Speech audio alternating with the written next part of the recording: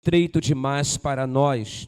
Vamos, pois, até o Jordão e tomemos de lá, cada um de nós, uma viga e construamos um lugar em que habitemos.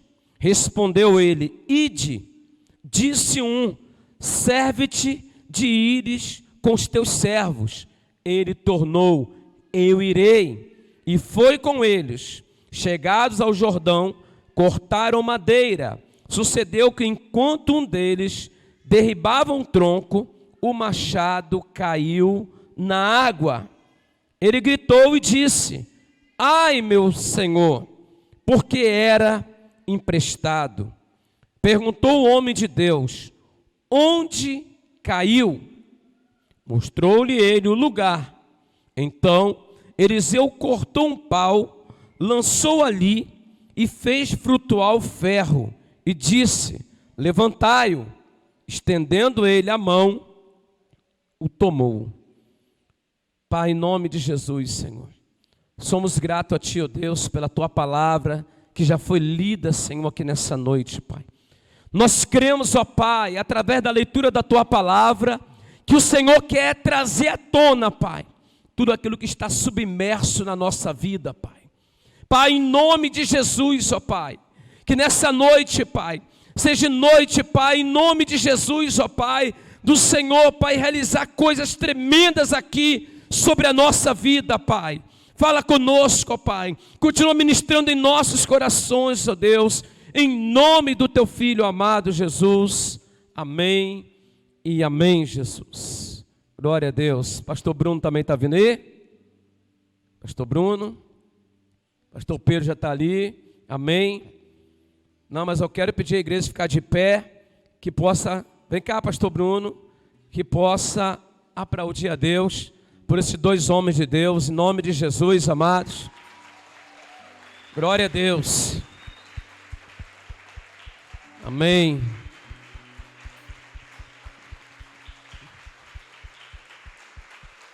Glória a Deus. Obrigado, Senhor. Tirando a questão do Flamengo, o restante foi tudo aprovado. Tá? Deus abençoe. Poder sentar, queridos. O mais está tudo aprovado. Deus quer trazer à tona na sua vida nessa noite, querido. Deus quer trazer à tona, Deus quer fazer boiar tudo aquilo que está submerso na sua vida. Porque aquilo que está submerso não está presente, não conseguimos visualizar. E Deus quer que você visualize a sua bênção. Deus quer que você visualize, querido, a tua vitória. Mas às vezes a nossa vitória, a nossa bênção, ela está submersa. Mas nessa noite, querido, algo profético vai acontecer e Deus vai trazer à tona. Porque Ele ainda é o mesmo. Ele não mudou. O Senhor é imutável, querido. O que abriu o mar vermelho e fez o seu povo passar. Aquele que ressuscitou a Lázaro depois de 4 dias, já em decomposição. Ele está aqui na casa nessa noite. Ele está aqui nessa igreja. E Ele quer realizar algo nessa noite, na minha e na tua vida, extraordinário. E o texto dessa noite que nós lemos fala de um machado que caiu na água. Mas antes de falar sobre esse ato, eu quero falar do local aonde eles estavam. Porque diz que ali havia uma casa, uma escola de profetas. E algo estava acontecendo naquela escola. Algo tão maravilhoso que a casa ficou pequena. Eu creio que aquele lugar era um lugar de oração, era um lugar de comunhão, era um lugar de muita adoração, era um lugar, querido, onde a glória de Deus se manifestava de uma forma sobrenatural. Pastor, como é que o senhor pode me provar que a glória de Deus se manifestava de uma forma sobrenatural? Porque aquele lugar estava crescendo, querido. Quando o lugar está crescendo, porque a glória está sendo manifesta. O lugar só cresce quando a glória é manifesta. Quando a glória de Deus começa a ser manifestada, não tem como, querido. Por mais que você não queira, vai crescer. Vai crescer. Aonde a glória de Deus, amado, se manifesta, o lugar cresce. E é por isso que esse lugar está crescendo, querido. Porque a glória de Deus se manifesta nesse lugar de forma tremenda. Tenho acompanhado o quanto Deus está manifestado aqui. Isso estava acontecendo ali. Estava acontecendo naquele lugar. Então eles perceberam isso. Mas infelizmente, tem gente que está que nem Jacó. Lá em Gênesis 28, né? Jacó coloca lá uma pedra, faz de travesseiro, tem uma visão sobrenatural, daqui a pouco ele diz assim, ó, na verdade Deus estava nesse lugar e eu não sabia. Deus está neste lugar, querido. Por isso que essa obra tem crescido. Mas é necessário que a gente tenha essa percepção de que Deus está aqui, de que Deus está presente na casa. Esses jovens então que estavam ali estudando nessa escola de profeta, eles perceberam isso, tiveram essa percepção, e aí então um deles naquele momento teve uma ideia. Vamos até o Jordão, vamos pegar madeira, vamos ampliar a casa. Mas é o que eles fazem, o que esse jovem faz? Ele então naquele momento, ele estabelece um propósito. Igreja que não tem propósito, querido, não chega em lugar nenhum. O Rick Warren, ele tem 2 livros que são famosíssimos. Uma vida com propósito e uma igreja com propósito. Porque quem não tem propósito, querido, não chega em lugar nenhum. Fica que nem um povo lá no deserto, andando em círculo. Mas quem tem propósito, quem estabelece propósito no seu coração, sabe onde quer chegar. Só que esse jovem que naquele momento então usa dessa fala, vamos lá, vamos fazer, vamos até o Jordão. O que ele faz? Ele vai até Eliseu. Sabe o que acontece, querido? Ele respeita o processo. Tem gente, querido, que até estabelece um propósito abençoado no coração. Tem gente que tem até uma percepção boa, mas não respeita o processo. Ele vai até Eliseu, ele vai até a autoridade que estava ali, ele vai até a vida do seu líder. Ele respeita o processo, ele respeita a autoridade que Deus colocou sobre a vida dele. Quem não respeita a autoridade, querido, pode até ter propósito, mas vai continuar aí a vida toda andando em círculo. Não consegue ver o propósito avançar, porque não respeita o processo. Mas esse jovem não, esse que usa da fala ali, vamos lá, vamos fazer isso. Mas vamos a Eliseu, vamos ver o que Eliseu acha, vamos ver o que Eliseu pensa, vamos no nosso líder. O projeto é bom, mas não vamos assim não, querido. O projeto é bom, mas não vamos nos empolgar muito não. Não vamos agir por conta própria, vamos no nosso líder, vamos respeitar o processo. E aí eles vão no líder, o propósito está lá no coração deles, ó, está pegando fogo. E eles vão no líder, eles respeitam o processo, e ainda para melhorar mais ainda, querido, o negócio, quando eles vão no líder, o líder fala assim, podem ir, vocês estão abençoados. Vocês podem ir debaixo da minha bênção. Mas esses jovens eram tão ousados, eram tão cheios da graça de Deus, que falou assim, obrigado pela permissão, pela sua bênção, mas nós queremos mais, nós queremos a tua presença com a gente. Nós queremos que o nosso líder esteja dentro do projeto de Deus para a nossa vida. Nós queremos a tua presença, Eliseu. Não tem como, querido, caminhar sem a presença da autoridade que Deus colocou sobre a nossa vida. Não é porque eu sou amigo do pastor Bruno não, querido, mas se você quer alcançar o coração do Pai, o propósito de Deus para a tua vida, anda com teu líder. Não, eu já fui abençoado, mas chama ele que ele vai, querido.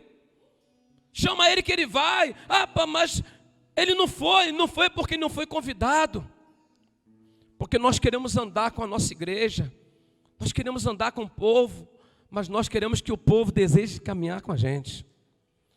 Nós queremos que isso parta do povo, querido. Nós não vamos ficar aqui nos oferecendo, se você quiser eu vou. Não, querido. Aqueles jovens, além de respeitar o processo, queriam o seu líder no processo. Não queria a glória para eles. Olha que coisa tremenda, amados. E com isso também eu quero falar algo aqui para você nessa noite. João 15, versículo 6, Jesus disse o quê? Sem mim, nada podeis fazer. Não dê um passo sem Jesus, amado. Porque Eliseu ali era um representante do próprio Deus ali. Era como se ele dissesse para Eliseu, nós só vamos se Deus for com a gente.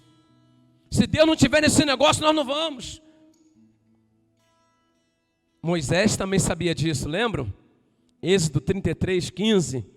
Se o Senhor não for conosco, não nos faça subir daqui, Senhor. Quer dizer, já tinha a bênção do Senhor para ir. Mas Moisés falou, mas se o Senhor não for, eu não vou. Esses jovens estavam falando a mesma coisa. Eliseu, se você não for, eu não vou. Esses jovens estavam falando para Deus, Senhor, se o Senhor não for conosco, não tem como o projeto dar certo. Por mais que a motivação seja boa, por mais que o propósito seja um propósito bom, por mais que temos a bênção para ir, mas nós queremos mais, queremos a tua presença. E aí Eliseu naquele momento respondeu logo, eu irei, porque Deus amado, Ele quer andar comigo e com você, mas Ele quer ser convidado para o nosso projeto, para o nosso propósito. Enoque andou com Deus e já não era, porque Deus o tomou para si.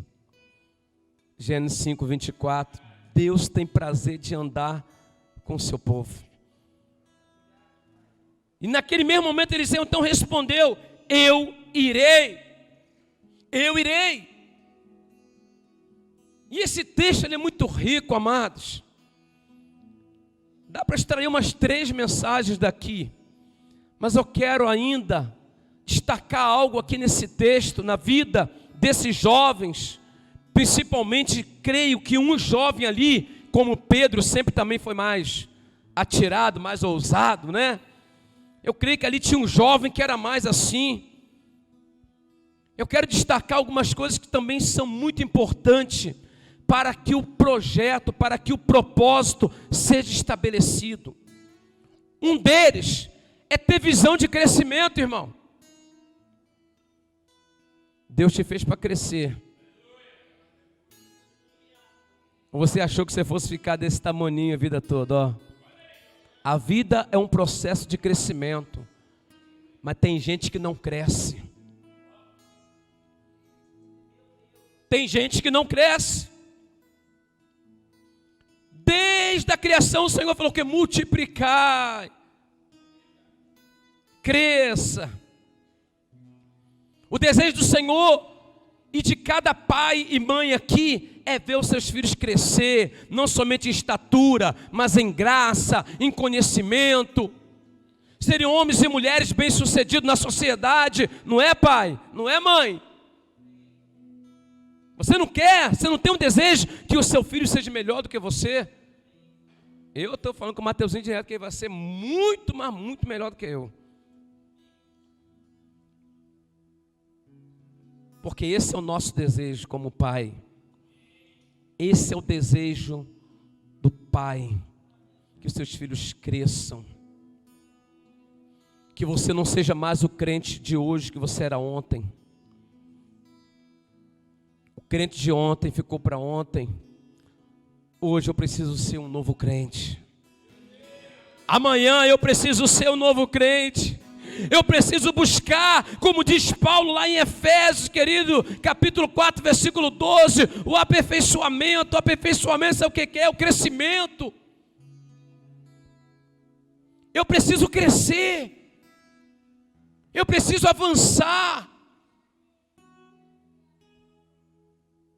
Mas tem pessoas, amados, que estão ainda como crianças, meninos e meninas espirituais, que preferem ficar como criança, viver como criança, agir como criança, pensar como criança, diferente do apóstolo Paulo. Em 1 Coríntios 13, ele vai dizer que quando eu era criança, quando eu era menino, eu pensava que nem um menino, agia que nem um menino. Mas depois que eu cresci, larguei tudo isso aí. Agora eu estou pensando em coisas de adulto. Mas tem gente que não muda a mentalidade, querido. Tem gente que a mentalidade não evolui. A tecnologia está evoluindo, a tecnologia está avançando. A cada dia tem um negócio novo. Pastor Bruno mesmo agora não soube nem falar o nome aqui, né? Nem eu sei. Então é tanta coisa, irmãos. E tem gente que a mente ainda está lá atrás. Não avança. Então, querido Deus, aqui, olha que coisa tremenda, esse jovem é alguém que tem uma mente de crescimento. Precisamos crescer, precisamos avançar. Não dá para ficar como nós estamos. Não dá para se conformar com a minha espiritualidade de hoje. Pergunto para você, que você está conformado com a sua vida espiritual? Eu não estou. Eu quero melhorar. Mas tem gente que está. Não, pastor, eu oro, eu jejuo, dou dízimo. Né? Isso aí já está bom. Participo do relógio de oração da igreja de vez em quando. Tem gente que está conformado, querido, com isso. Tem gente que não mergulha em águas profundas, prefere ficar nas águas rasas, queridos. Água rasa você não pesca nada. Os peixes estão nas águas profundas. Avance um pouco mais, querido. Avance um pouco mais. Esse jovem tinha uma visão de crescimento. Tem uma visão de crescimento, querido. Ah, e tem gente que é saudosista, né?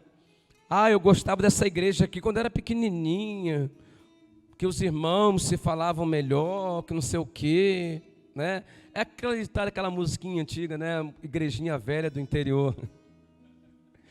A igrejinha velha do interior se tornou catedral agora, irmãos. Mas tem gente que fica assim, com saudade daquela igrejinha. Pô, mas naquele tempo era pequenininho, mas era tão bom. Foi bom para aquele tempo, querido. Para aquele tempo foi maravilhoso demais. Como era bom naquele tempo, né? Quando começou aqui, como era bom naquele tempo. Hoje já não é mais, querido. Porque hoje Deus tem vinho novo para a vida dessa igreja. Aquele vinho foi bom para aquele tempo, querido. Hoje é um outro vinho que Deus está derramando sobre essa igreja. Então tem uma visão de crescimento. Aquele jovem, ele tinha essa visão de crescimento. Tem uma visão de crescimento. E outra coisa que aquele jovem teve, querido, também, não somente ter uma visão, mas sim ter atitude. Ele teve atitude, ele teve a visão e ele agiu. Teve visão e agiu.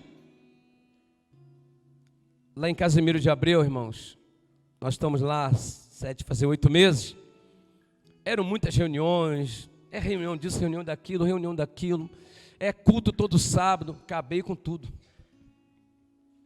É muita coisa no papel e pouca coisa na prática, queridos.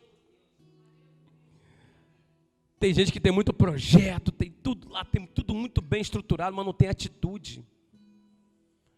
Não, pastor, mas eu não fui ainda, porque a irmã que ficou de ir comigo, porque o irmão, porque ninguém vai comigo, vai você, querido. Tem atitude. Tem atitude, aquele jovem teve uma atitude, ele não teve só um propósito, ele agiu. Ele não ficou esperando um grupo se formar para ele ir lá, ele falou, vamos embora, eu estou indo, ele foi. Ele foi cortar madeira. Tem atitude, querido. Mas sabe por que tem pessoas que não querem ter atitude? Porque quem quer ter atitude tem trabalho. Mas tem gente que não quer trabalho. Queridos, olha, a Bíblia deixa bem claro que Deus chama trabalhadores para a seara. Eu, quando vou receber lá na classe novos membros, eu faço lá e falo logo para o pessoal que está vindo: olha, eu creio que vocês são trabalhadores para a seara. Porque gente que dá trabalho, eu já tenho uma meia dúzia aqui, não estou precisando mais não. Falo assim mesmo, tá, queridos? Eu creio que vocês são trabalhadores, não gente que dá trabalho. Sabe por que tem pessoas que não têm atitude? Porque não quer ter trabalho, porque não quer ir, porque não quer se esforçar, porque prefere ficar como espectador. E pior de tudo ainda, às vezes questionador. Que tem gente que não tem atitude, questiona e ainda quem vai. Mas esse jovem não, querido, ele foi. E quando ele chegou lá então, ele começou a trabalhar pelo propósito. Ele não perdeu o foco do propósito, começou a trabalhar. Mas de repente algo aconteceu. O machado caiu na água. É porque tem gente que quando vai no propósito, acha que tudo vai dar certo. Esquece de João 16:33. Que no mundo vai ter aflição, que nessa vida tem desertos, que nessa vida tem vales, que nós precisamos ultrapassar para chegar no propósito, que nessa vida tem uma Jericó que precisa cair. E aí as pessoas vão, muito empolgadas, vão lá, e Deus deu vitória, Deus deu vitória. Daqui a pouco, caiu o machado. E quando o machado caiu, todo o projeto parou. Todo o projeto parou.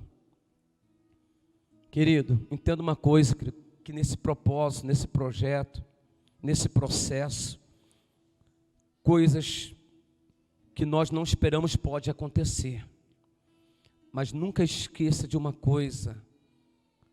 Isaías 7,14. A virgem daria um sinal, conceberia, e o menino se chamaria Emanuel, Deus conosco.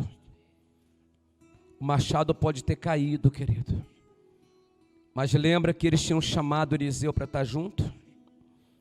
Lembra que eles tinham convidado Deus, a presença de Deus, porque o profeta era um representante legal de Deus para estar junto? Caiu o machado. Ah, meu Senhor! Não se desespera, querido, porque o profeta estava ali. Deus está contigo. Não se desespere. O machado caiu, não se desespere. E naquele momento, o profeta então fez uma pergunta para ele, porque ele estava desesperado, porque o machado era emprestado. E o profeta faz uma pergunta: onde foi que caiu? O que aconteceu? O que houve? Onde caiu? Por que você parou? Onde foi que você parou? Mostre para mim. Mostre para mim aonde foi que o seu casamento começou a ter problemas, a ter discussões. Mostra onde foi que o machado caiu, querido. Porque Deus quer fazer esse machado frutuar.